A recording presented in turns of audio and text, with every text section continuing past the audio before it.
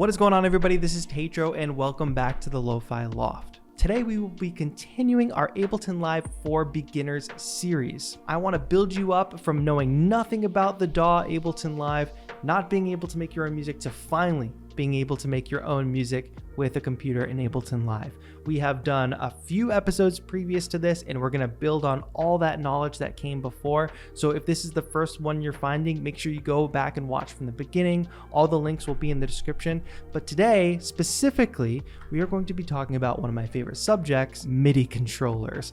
It's not going to be a comprehensive overview of all different MIDI controllers, and again, it is specific to Ableton Live today, but we are going to be talking about how to set up a basic MIDI controller in Ableton Live, how to properly use it, and also how to do some customizing of our MIDI controllers. I'm not just talking about stickers, I'm talking about how to customize it so we can turn the knobs that we want to turn, trigger the effects we want to trigger, all that different stuff. This series is of course sponsored by DistroKid. I'll tell you more about them in a little bit. And just before we get started, if this series is helping you, if you've worked your way through these videos, let me know in the comments down below. I would love to hear if it's helping you, and also tag me on social media if you start making stuff after watching some of these videos. I love to hear how the videos are helping people to make their own music.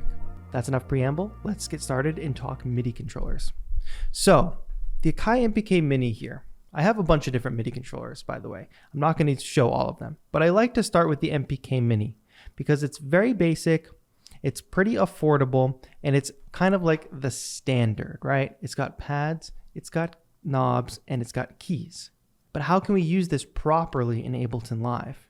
And how we set this up is actually going to follow us through with all the other MIDI controllers as well. So USB connection, most controllers are USB powered. They don't need external power. Some do though. The bigger they get, the more likely it is that they require to be plugged into the wall as well. But once we're plugged in via USB, it might just work. You might go ahead and start playing notes. We don't have any instruments loaded, but if you're playing notes on your keyboard and you see a little flashing light in the top right-hand corner, every time you press a note, that means Live is receiving MIDI information. And heck, we might even go into our instruments, load up a simpler instrument like we've learned how to do in the past.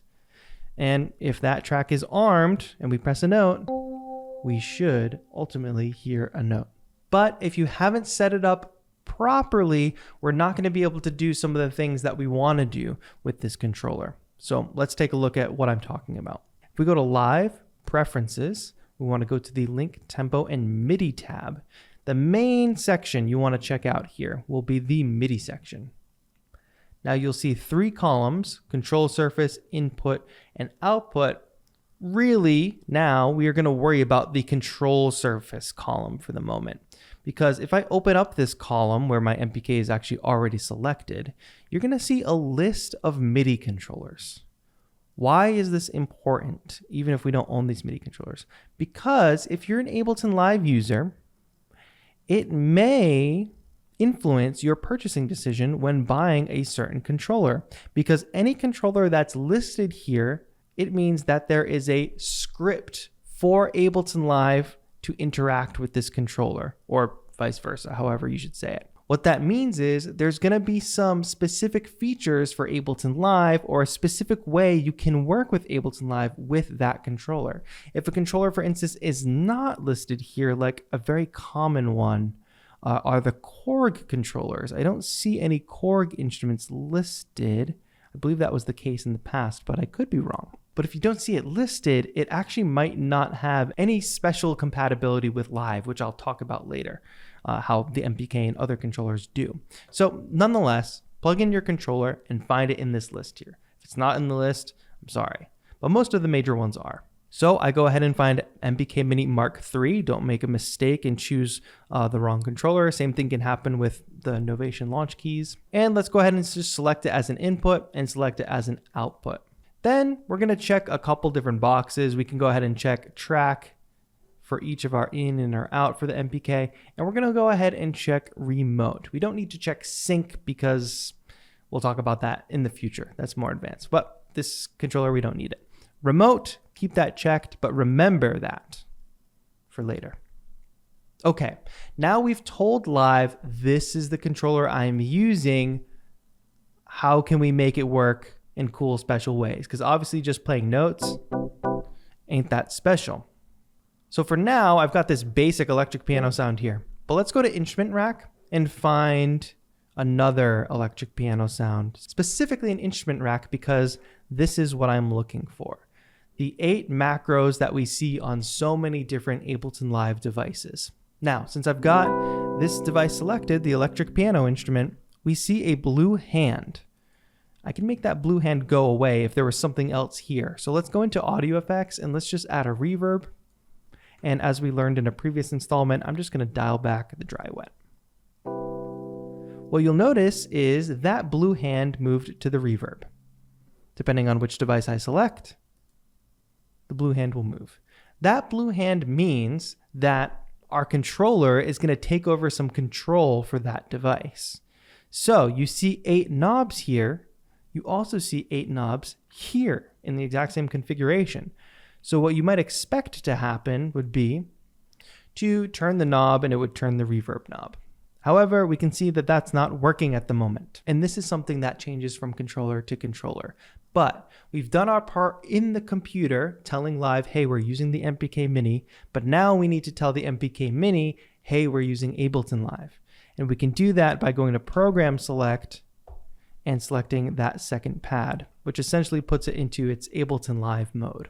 Now, if I turn this knob, you will see that that knob turns, that reverb knob turns. And actually, as I continue to turn knobs, you can see that it aligns perfectly with this device.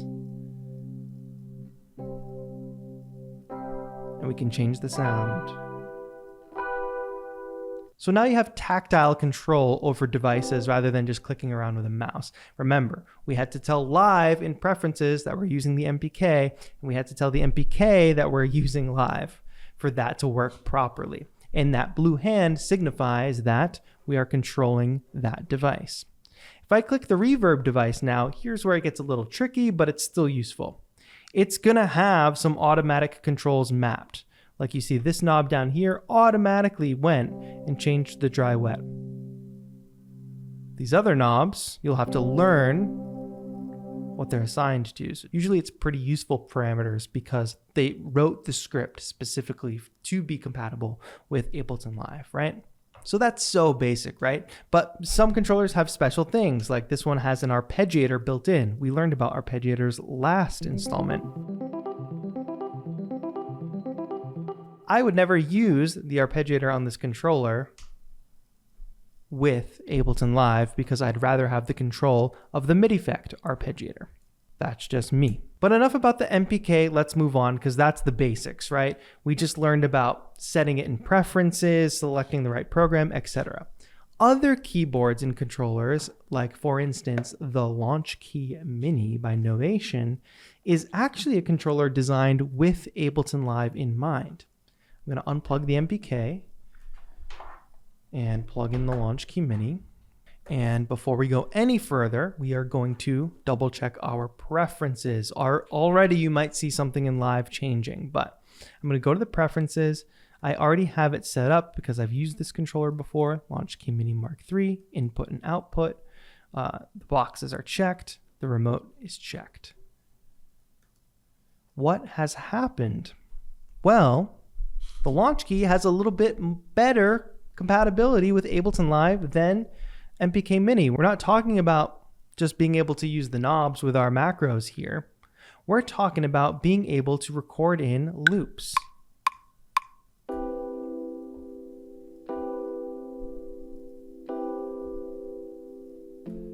And launch clips. Bad clips at that. And launch them after we record them.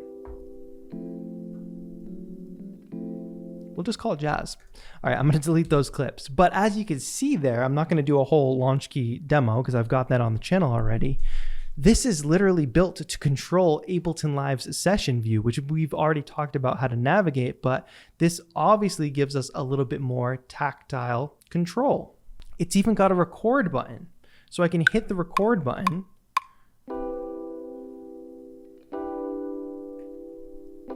and hit it again to relaunch that clip that I just recorded. I can even hit the play button, stop the project from playing. Now, I've got stickers on my controller. I apologize, but there's little text on this controller that actually allows us to change some functionality as well. For instance, we were in session mode, controlling session view. We can also be in a note mode, which we can set to a specific scale. And then we can change the function of these knobs. So if I hold shift and go to device, and let's go back over here and look at our instrument, we will see now we're controlling our device. But I want you to notice something, because there's a MIDI setting we have to change here, and this will affect other controllers that you use as well. If I touch this knob, pay attention to what happens to the force knob. Notice the position of this knob as well. It jumped, right? Notice the position of this knob. If I just barely touch it, it jumps to that position, right? I don't like that because, and let me demonstrate this. If I hold shift, this button, now we're going to control the volumes of our tracks, our track mixer. Now the second knob is the volume of our second track.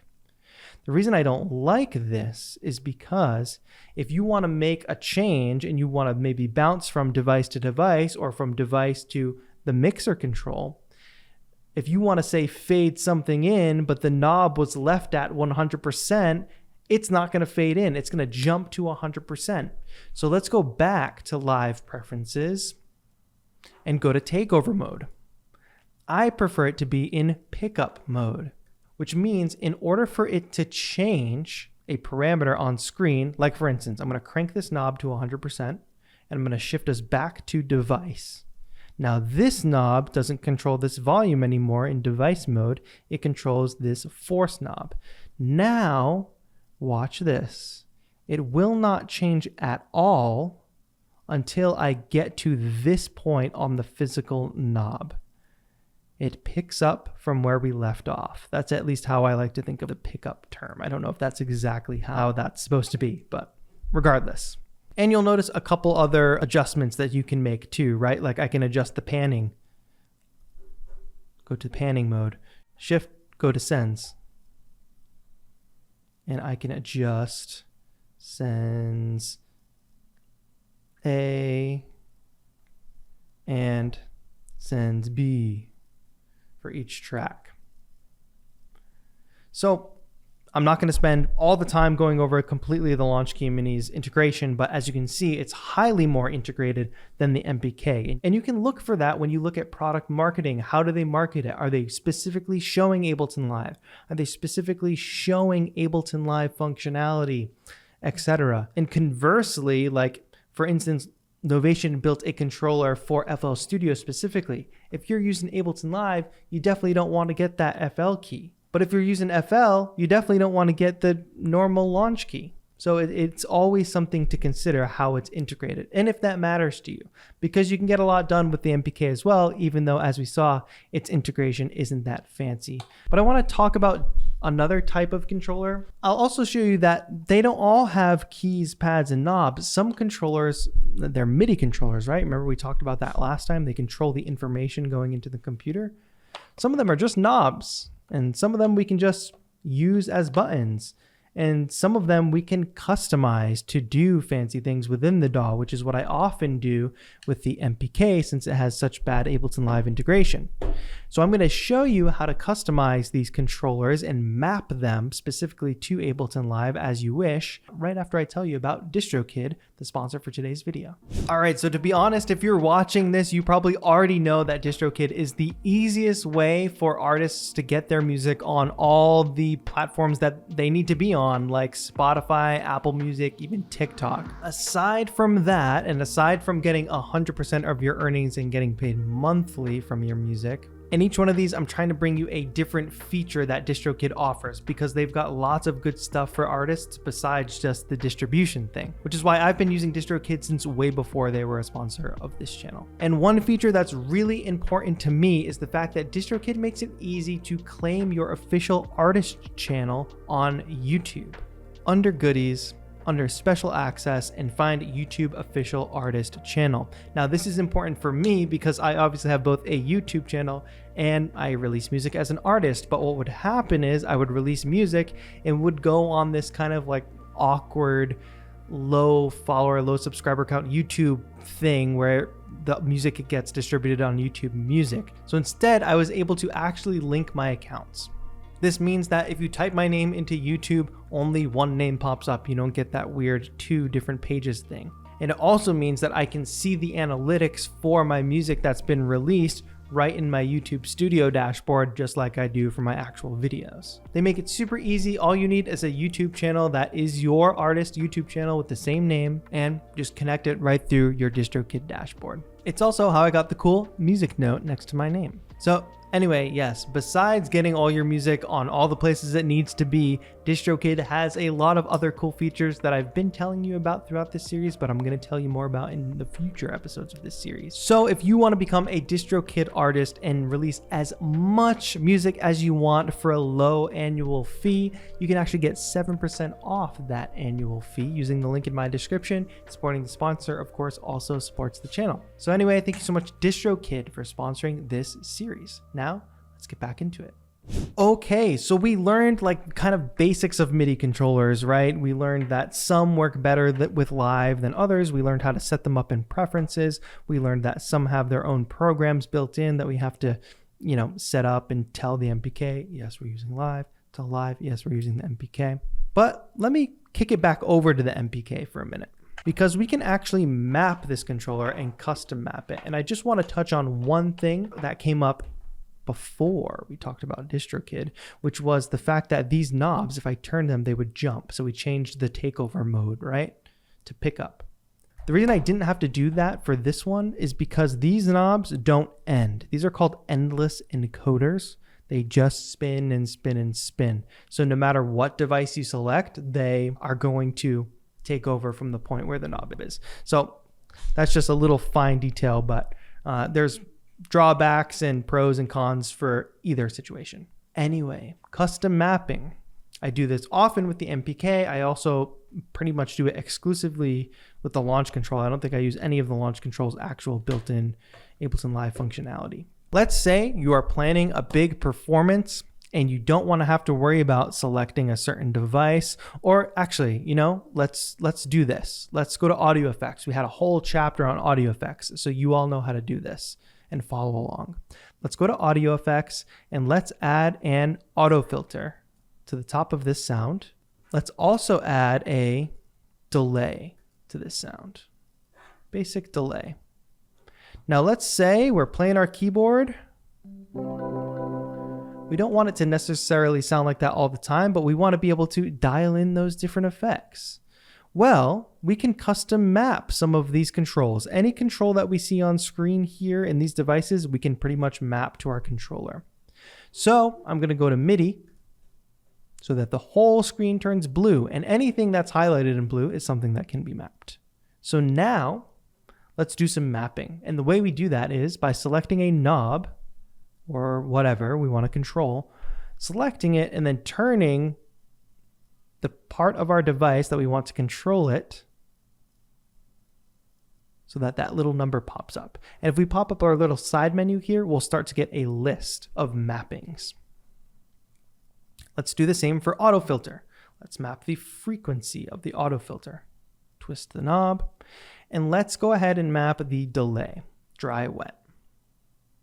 Now, if you're trying to follow along and do this, but it did not work, no numbers popped up, you're turning the knob, your controller's on and working, go out of MIDI mode, go back to live preferences, go back to the beginning of this video when I told you to check the remote box. If remote is not checked, you will not be able to do these custom mappings. Okay, but aside from that, we did, and you did pay attention at the beginning of the video, and you did check remote. So those mappings that we just did worked. And that means that no matter where that blue hand is, remember the blue hand? No matter where it is, this first knob is going to change reverb, dry, wet, just like we mapped it. This next knob is going to change the filter frequency because that's where we mapped it. Same for delays, dry, wet. So now in a performance,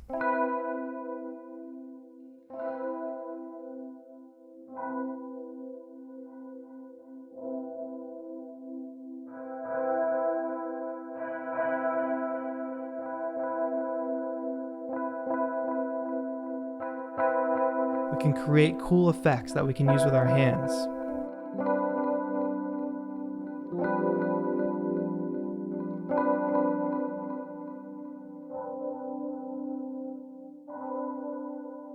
And that's just a lot of fun. And that was just a quick, fast example of some audio effects that we've looked at previously in this series, as well as like a quick mapping. But that's a lot of fun. And that's where the fun comes in with MIDI controllers. And it's not just about mapping knobs to devices. We can get more creative, which I've done in the past. Like, remember on the launch key, how I showed off that record button. But the Akai MPK Mini doesn't have one, or maybe whatever controller you have doesn't have that cool functionality.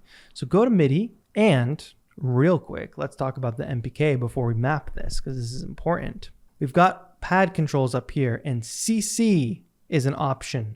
I'm going to turn CC on because there's a difference between using the pads to play notes and using the pads to control things like a button. So CC basically signifies that we want to control something like a button. And remember, like I said, we're in MIDI map mode. We're in CC mode on the MPK. Anything in blue on screen can be mapped. Let's map this session record button. Let's also go ahead and map the MIDI capture button. We haven't really talked about that yet, but we will in a bit. And now I'm going to delete that original clip that we had. If I press this button, it triggers recording.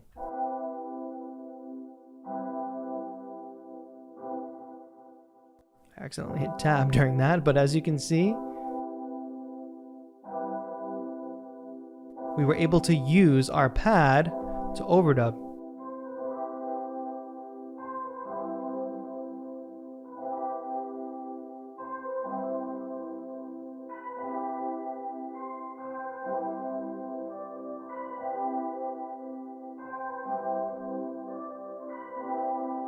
And now you can get into looping and stuff with a controller. I also mapped the capture MIDI, which is kind of Live's way of being the FBI and always listening, so that if you just let the time roll and you play something without recording,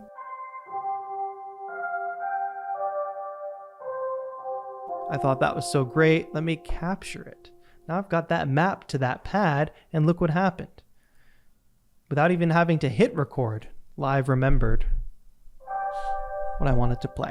You can do that with your mouse too. I'm just showing how you can map that. That's that capture MIDI button up there. And it goes further, folks. It goes further. It's got a sustain port on it, and I've got several videos talking about how I've mapped this sustain pedal plugged into the MPK to create a looping pedal situation. This launch control here I use in a lot of my performances, and you can see the tape over it because basically I've created a custom mapping that I like, where I can do stutters and filtering and effects, turn the kick on and off, which I always use this button for, and suddenly I've transformed this instrument to be customized for my needs and my performance. Now the final mention, and maybe we'll do a part 2 of this, or maybe we'll do a dedicated video to this, is I talked about, Ableton Live integration from a hardware perspective. MPK doesn't seem like they care much about Ableton Live. Novation, Launch Key, seems like they care a lot about Ableton Live.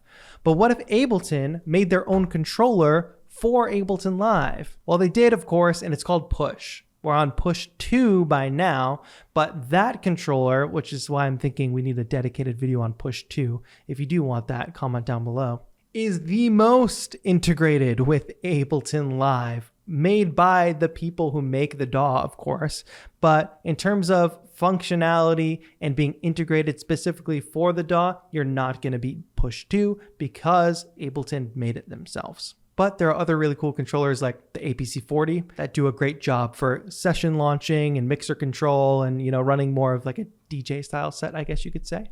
Nonetheless, I hope by now after this video, you have a good understanding about how to set up the preferences in your DAW for different MIDI controllers. Remember, just because I only showed a couple examples does not mean these are the only MIDI controllers that all these principles work for. Going to Live Preferences, making sure you have the correct control surface, making sure you have the right boxes checked is important no matter what controller you're using. Understanding that that blue hand will tell you what device your controller is controlling at the moment. And then understanding that we can hit MIDI and custom map these controllers to control whatever parameters we want them to, so we can create dynamic performances or just better workflows for ourselves. And that is the overview of MIDI controllers for Ableton Live. If you did enjoy this video, please let me know in a comment down below. If you want to know more about MIDI controllers in general, I have a ton of videos on this channel about them. So please scour the 600 plus videos here if you need more information or want to hear about more of them.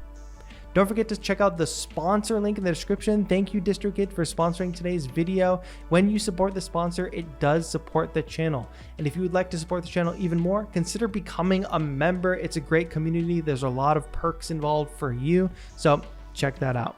But anyway, that's going to be it for now. Thank you all so much for watching. This has been TAETRO. Have a good one.